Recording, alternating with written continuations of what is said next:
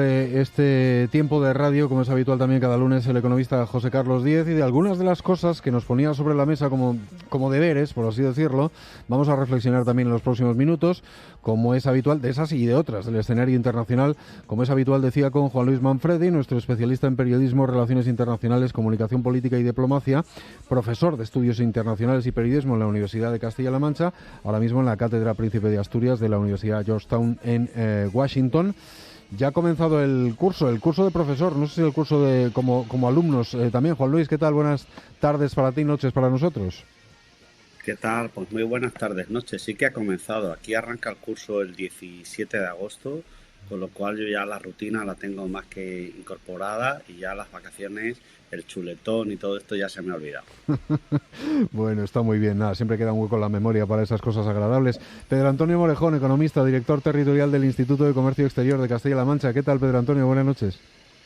¿Qué tal? Buenas noches, un placer volvernos a encontrar y sobre todo viendo que yo todavía sí tengo los últimos rebufos de las vacaciones veraniegas, o sea que Juan Luis, lo siento, pero aquí todavía algún cachito de chuletón puede ir cayendo. Bueno, a ver, mira, nos apuntaba José Carlos un poco de tu negociado, Pedro Antonio, la cuestión de la incertidumbre política. Y tú planteabas un poco con aquella frase que se le atribuía a Fray Luis de León del, como decíamos ayer, que casi acabamos en julio o principios de agosto hablando del escenario político y llega septiembre y seguimos hablando del escenario político, ¿verdad? Sí, la verdad es que me ha parecido pertinente reanudar los comentarios justamente arrancando de lo que dejamos un poco en stand-by, y uno de ellos era justamente esto. Acabamos de tener las elecciones, sabíamos ya el resultado. Yo creo que junto con la inflación, la palabra que más miedo nos da a los que nos movemos en la economía es la incertidumbre. Y lo cierto es que dejamos en el ámbito político con un enorme escenario de incertidumbre, pero me da la sensación de que no ha ido más que increciendo, ¿no? Y ahora mismo, pues efectivamente, el no tener un gobierno y lo que pueda salir, que va a salir un gobierno frágil, no nos va a ayudar. Y yo por eso ponía sobre la mesa como primera clave a reflexionar ese escenario político de incertidumbre en el que nos vamos a mover en los próximos meses. Uh-huh. Claro, la pregunta que me surge en relación un poco con todo esto es, ¿tiene solución a corto plazo y cómo la economía sobrevive en un rango suficiente y necesario cuando hay este tipo de incertidumbres o de gobiernos no demasiado fuertes? La verdad es que el momento de incertidumbre y de dudas políticas nos ha venido en un momento muy malo, porque como decía José Carlos, en un entorno en el cual la economía se está resintiendo y haría falta un empujón sólido y además de intenso aprovechamiento de los fondos europeos que tenemos sobre la mesa, no puede haber venido en peores circunstancias esta situación de impasse en que nos movemos, ¿no? Y la verdad es que, bueno, si en el corto plazo lo vemos de aquí a Navidades, pues espero que sí encontremos una solución, pero habremos perdido el resto del año. Un año tan importante como el 2023, que pensaba ser el retomar el pulso de la economía, pero lo cierto es que no. Y como bien decía José Carlos, los parámetros de todo tipo que vamos teniendo sobre la mesa son de que el coche se está parando. No hace falta que lo frenemos, sino que se está parando. Y por lo tanto, yo no sé si sabremos, como nuestros primos italianos, tantísimos años, mantener un ritmo económico y social razonablemente activo, de crucero, de velocidad de crucero, con una situación de impasse y de parálisis política, ¿no? La verdad es que a mí me da pena, porque el momento es el más inapropiado que teníamos. Uh-huh.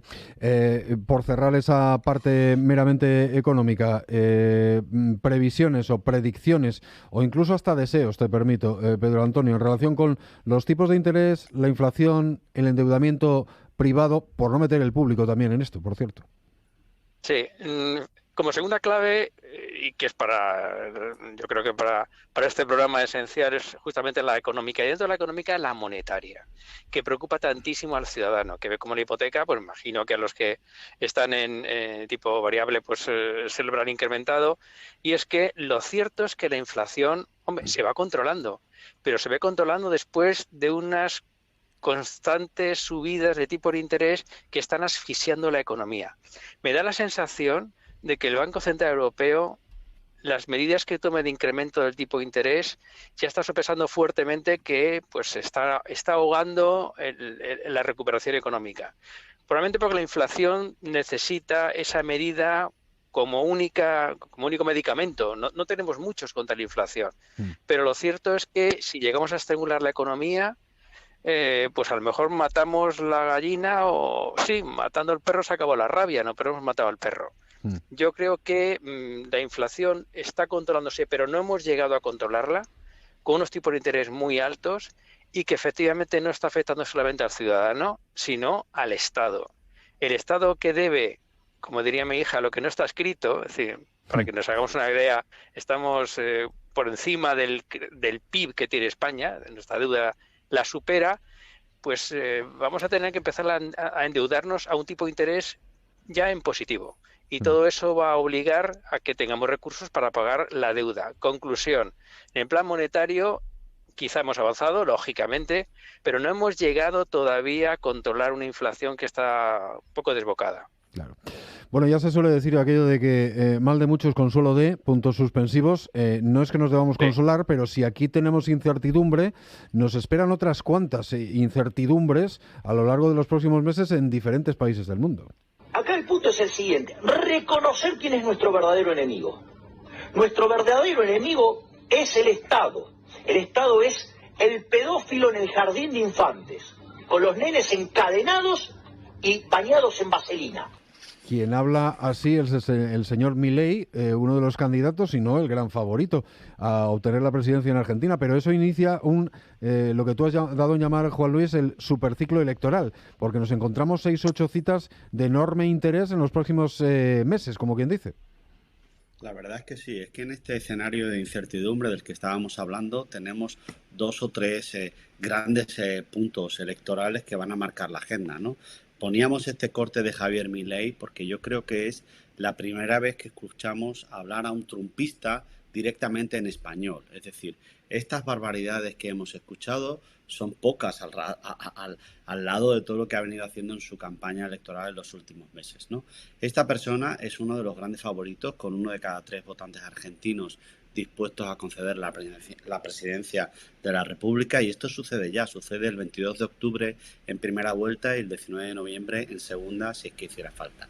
Pero súmale a este escenario de confusión, pues Taiwán, donde por primera vez hay un candidato con opciones que es pro China continental, Indonesia, que es la única democracia que medianamente aún se mantiene en Asia, va a tener elecciones en febrero, y fíjate la doble cita en marzo, en Rusia y en Ucrania. En los 2 sitios vamos a tener elecciones presidenciales, lo creamos o no. Las dictaduras, estoy hablando de Rusia, aún necesitan legitimarse a través de procesos políticos, vamos a llamarlos electorales, vamos a llamarlos democráticos, pero que en realidad en la literatura diríamos que son regímenes iliberales, porque son falsas elecciones. Pero déjame que todavía termino. Tengo en junio las elecciones al Parlamento Europeo, con lo cual vamos a cambiar el horizonte, vamos a cambiar la presidencia de la Comisión Europea, o vamos a mantener a Ursula von der Leyen, vamos a mantener al vicepresidente Borrell, o quizás no, etcétera. Y seguimos aquí en mi continente con México el 2 de junio para ver qué sucede con el populismo de López Obrador, si va a seguir su programa político, si hay una alternativa. Vamos a quedarnos hoy ya con este nombre, Xochitl Gálvez, que es la gran alternativa liberal que se va abriendo hueco. Y por supuesto, Pachi, ya sabes, cada semana o cada día nuestro amigo Donald Trump nos dará 1 o 2 titulares, porque en noviembre tenemos elecciones. Es ya este curso tenemos a Donald Trump en esa carrera una y otra vez pidiendo hueco, ¿no? Será nuestra tarea como periodistas intentar dotar de contexto a las barbaridades que dice, que no están tan lejos de las que dice Javier Milei. Así que con esa sopa de países, partidos, elecciones, a ver qué podemos ir contando a lo largo de esta nueva temporada. Lo que sí me señalabas en algún apunte ya eran las posibles tensiones, me apuntabas, y además en la tercera de ellas y relativa un poco a la gobernanza global, aquí también podría terciar Pedro Antonio, porque a mí una de las cosas que más me ha interesado este verano ha sido ver la evolución de los BRIC o de los BRICS. Pero bueno, tú señalabas ya las tensiones posibles para próximas semanas, meses. Tres tensiones, ¿no? Para mí, si yo estuviera dando una clase, empezaría con esto. Hay tres problemas en el mundo que no tenemos solución y que después de la guerra, casi 600 días, vamos a ampliar, vamos a subrayar. Primera tensión, globalización, desglobalización. ¿Vamos hacia un mundo conectado o cada país va a ir creando su propio mercado y zona de influencia? Segunda tensión, Occidente cada vez más unido. Esto lo vemos una y otra vez, Unión Europea, Estados Unidos. Pero ¿qué pasa con los otros? ¿Qué pasa con eso que se llama el sur global? ¿Está actuando en sintonía? ¿Tiene un plan alternativo a Occidente?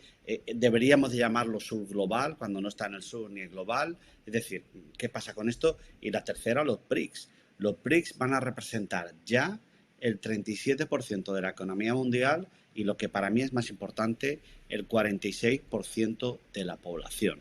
Esto significa que tenemos que dejar de pensar que nosotros tenemos razón, estamos cómodamente sentados en nuestro mundo occidental, washingtoniano, Bruselas, y que hay otro mundo, hay otros actores, Brasil, Rusia, India, China, Sudáfrica, Arabia Saudí, Argentina, Egipto, Emiratos Árabes, Etiopía e Irán, que quieren tener otro modelo de orden global.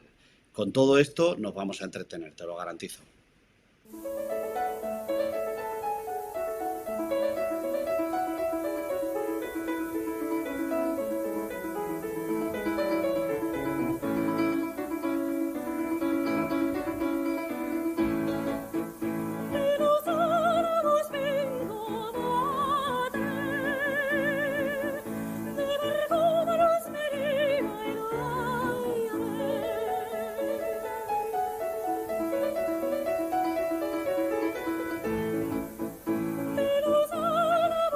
Bueno, ya saben que algún interludio musical nos pone Pedro Antonio Morejón cada lunes. Este no sé exactamente a qué obedece, desvélalo, Pedro Antonio.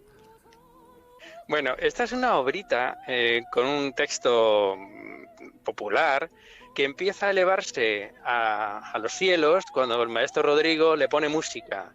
Y cuando consigue que las más grandes intérpretes lo canten, apenas dura 2 minutos. Y en concreto esta versión es de una maravillosa voz norteamericana que se llama Kathleen Battle y que lo canta en español porque es en español. Es decir, este es el ejemplo perfecto de cómo una cosa aparentemente banal, cuando nos unimos todos, cuando unimos la tradición con el arte de un compositor y como una voz maravillosa, aunque sean de nacionalidades distintas, o por ser de nacionalidades distintas, tocamos el cielo, ¿no? Y esto es el anticipo del tercer bloque, que es la actividad internacional, que se nutre de lo que ha dicho contando Juan Luis, ¿no? Y que ahora comentaremos, porque yo creo que es donde estamos percibiendo cómo se está deteriorando la situación justamente por esta rotura de relaciones que estamos percibiendo.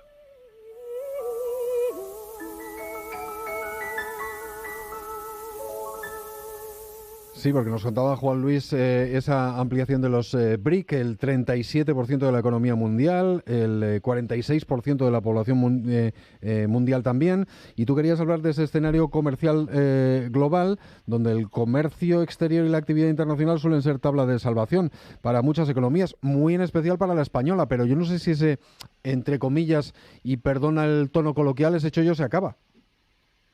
La verdad es que tú fíjate, con el COVID, los que nos movemos en economía internacional, yo en el fondo, mi núcleo duro de trabajo es justamente el comercio exterior, estamos sorprendidos de que incluso con el bloqueo de todos los países por una enfermedad que nos tenía metidos en casa, en cambio, sin embargo, la actividad internacional se mantuvo y se mantuvo posteriormente con los bloqueos y con el subida de tipos y del costo energético y con todas las situaciones que hemos vivido todos estos años. El comercio internacional ha sido siendo ese empujón, ese motor que arrastraba al mundo. Y sin embargo, con la guerra de Ucrania, lo que hemos visto es que se han roto los eslabones de la cadena. Y esa cadena perfectamente anudada que nos permitía sobrellevar estas situaciones de crisis se ha roto. Y lo cierto es que estamos empezando a ver los resultados. Tú fíjate que acabamos el año en Castilla-La Mancha, creciendo casi el 13% las exportaciones. Ahora estamos apenas en el 1,4, en apenas 6 meses. A España le ha pasado otra cosa, algo muy parecido o incluso superior. Pero es que en el resto del mundo también se está debilitando ese intercambio. ¿Por qué? Porque tenemos un cierto complejo ET, mi casa. Entre nosotros nos comercializamos, pero ¿y todo lo que hacíamos con los demás países? Eso se ha ido rompiendo. Y esa falta de relaciones se va a traducir en que la tabla de salvación, que siempre ha sido el comercio exterior, ahora a lo mejor, inesperadamente, empieza a hacer agua, ¿no? Yo la verdad es que confío en que no sea así, porque sería la primera vez en la historia moderna que eso ocurre.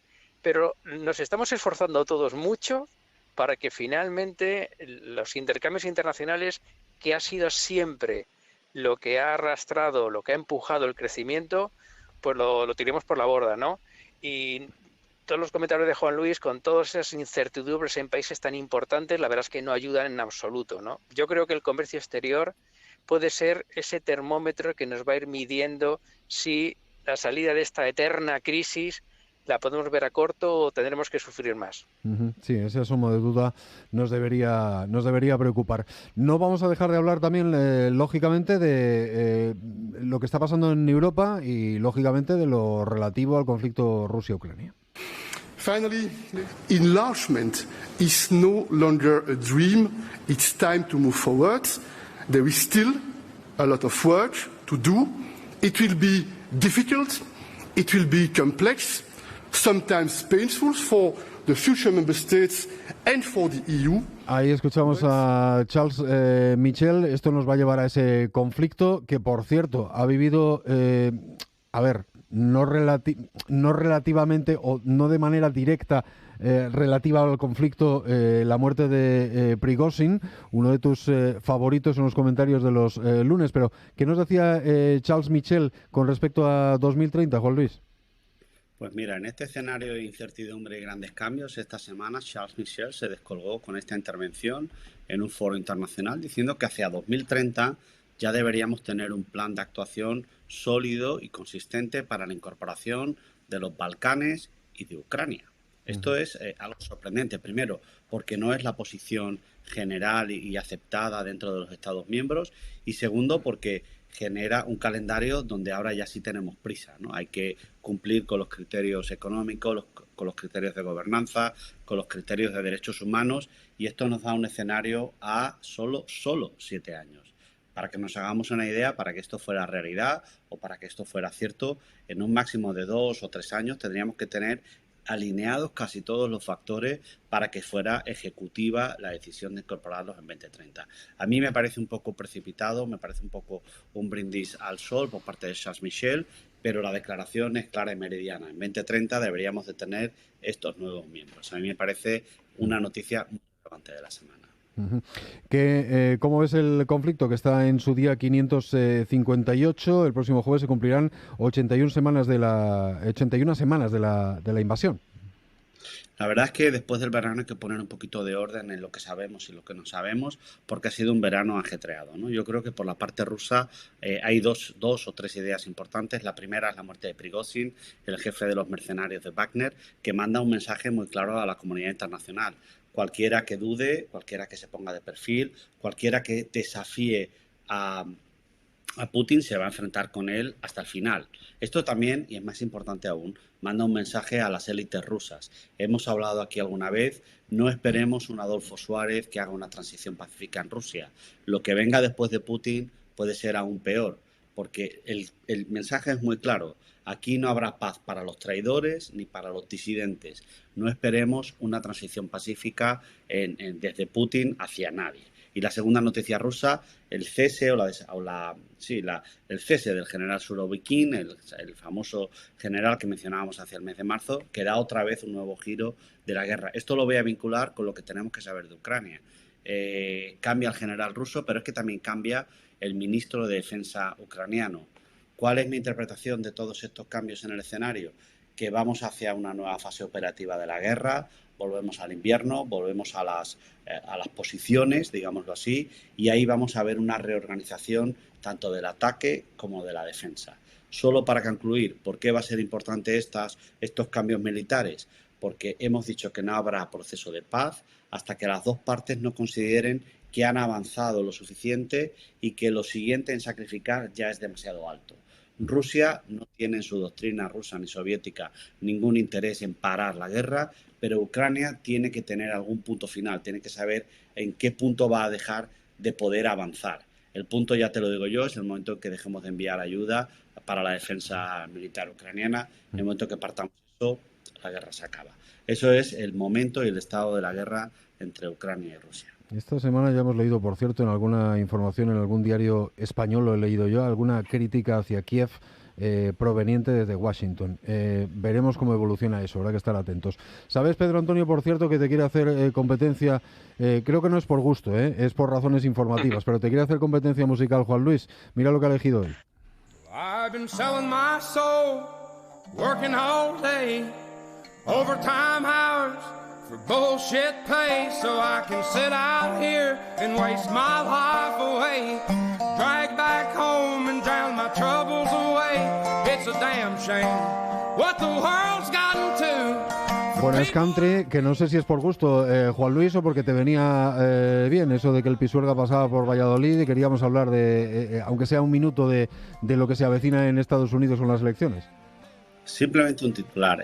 Traigo esta canción esta semana. A mí me gusta el country, por cierto, pero no en particular esta canción. Del autor se llama Oliver Anthony, Rich Man of North of Richmond, que es la gran sensación del año. Y la gran sensación ¿entre quiénes? Entre los trumpistas, que han encontrado en esta melodía que habla de una América que ya no existe, de la América en la que todos trabajamos en la factoría con fantásticos salarios y que todo era maravilloso. Ese Make America Great Again se ha convertido en una canción. Y este autor de country, completamente desconocido, sin ningún tipo de carrera ni nada parecido, es ahora el gran hit del verano trumpista. Veremos mucho sobre él, escucharemos mucho esta canción a lo largo de la campaña, así que iros preparando que os va a sonar.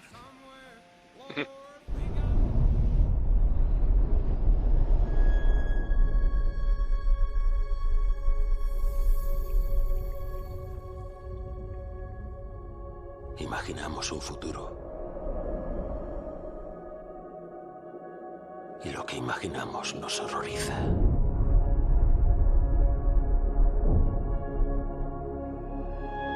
No la temerán hasta que lo entiendan.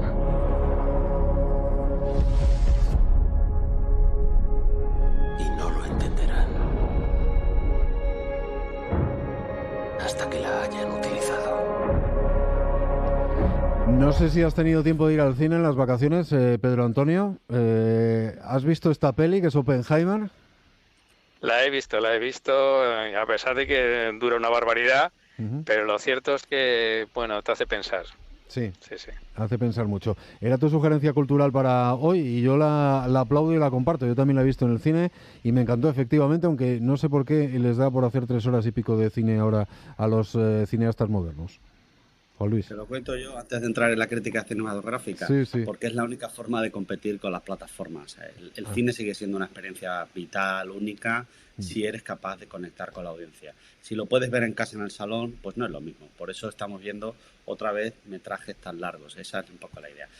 Yo creo que es evidente por qué traemos Oppenheimer 2023 con Christopher Nolan como director y Cillian Murphy en el papel del físico, porque tenemos que reflexionar sobre cuáles son las tecnologías de la guerra, cuál es el impacto del desarrollo científico y tecnológico en la vida de las personas y sobre todo, no sé si para bien o para mal, intentar reflexionar sobre si hemos aprendido algo sobre las consecuencias del mal uso de la ciencia o del uso bélico y exclusivamente bélico de estos avances.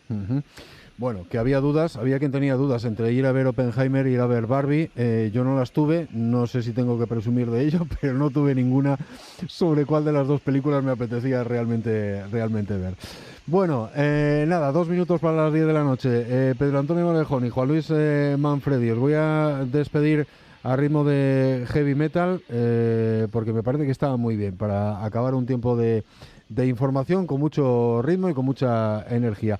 En todo caso, Pedro Antonio y Juan Luis, hablamos el lunes próximo. La temporada se presenta calentita e interesante en este tiempo de radio. Un abrazo. Perfecto, un fuerte abrazo. Me alegro muchísimo volveros a escuchar.